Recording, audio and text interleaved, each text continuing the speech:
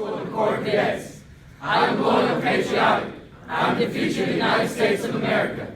I do not lie, cheat, or steal, but always be accountable for my actions and deeds. I will always practice good citizenship and patriotism. I will work hard to improve my mind and strengthen my body. I will seek the mental leadership to stand prepared to uphold the Constitution and American way of life. May God grant me strength to always live God's creed.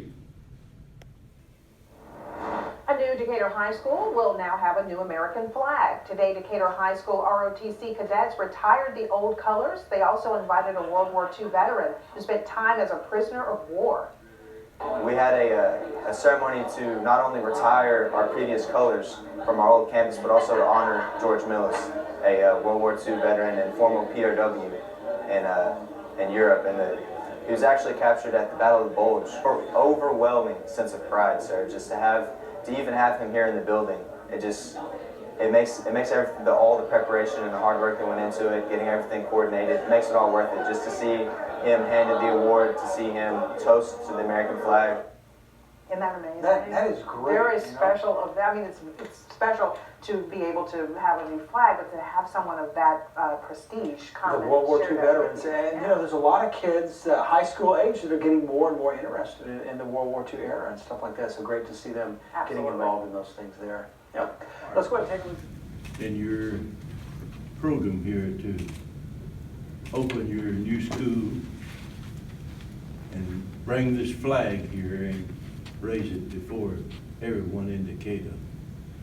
This flag has flown over a lot of wonderful people, and it has sent a lot of good men off to war, not just the war I was in, but all the other wars. And it has brought a lot of them back.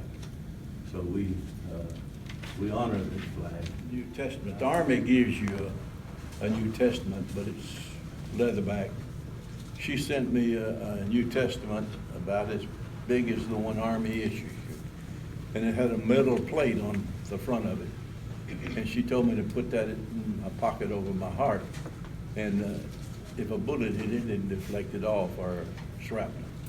And I know several guys had them, and I know some of them did get shrapnel and the projector hit them.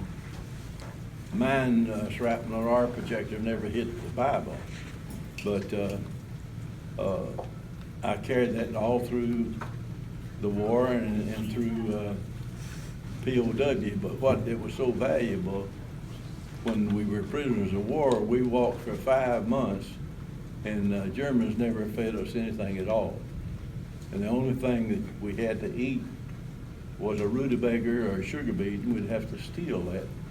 When some nights when they'd put you in a little old barn, so the guards would get a little rest, and that's what you lived off of. And of course, everybody lost weight. It's a good way for you to lose weight. And we had some lice, big old lice that long all over you all the time. And every time we'd stop for 5 minutes, you'd take off your clothes and pick those lice off your clothes and put them back on. But in 30, 40 minutes, they were running around you again. But every time we stopped, I had about 35 guys in my circle, and one of those guys would beg me to read the New Testament to get his mind off of hunger. You don't realize how hunger gnaws at you when you haven't eaten in a month or 2 months. Now, you might miss 2 meals today and 1 tomorrow, and you'd be kind of hungry. But you wait 2 weeks, and you're gonna really be hungry. You wait 2 months, and you're gonna sure not be hungry. So those guys that would gnaw on them so bad that they would want to read that just to get their mind off of hunger.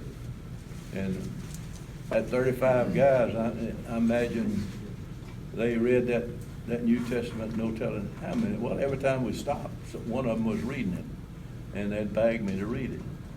I have it. I should have brought it so you could have seen it. But it's the most precious thing I own.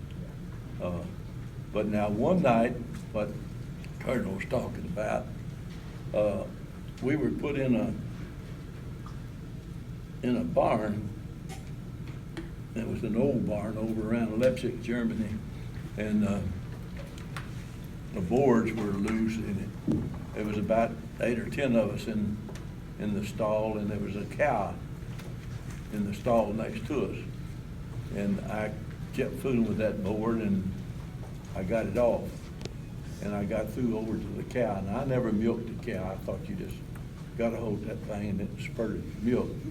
But when I got over there, I put my helmet under it and the milk wouldn't come out. So I went back and got Andy. His daddy run a dairy in Kansas. And I would hold my hands in the helmet, keep it from making any noise. And he would milk it. And of course, we were so hungry that we'd get that much milk in there and we'd drink it. And so we milked that old cow all night long. Just as long as she'd give milk, we milked her. That started about 11 or 12 o'clock. And next morning at daylight, the old farmer come out with his stool and a bucket. And he was talking to the cow, and he sat down and started trying to milk, and then the cow wasn't giving him any milk, so he started cursing her. And then he got up and went out and then accused the guards of milking his cow.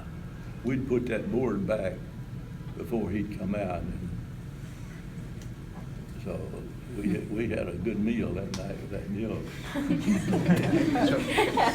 Williams, so both of those were adversity, but an example of how we found resilience. Resilience in your thoughts, and then resilience to be adaptive and figure out, hey, loosen this board, go get some milk.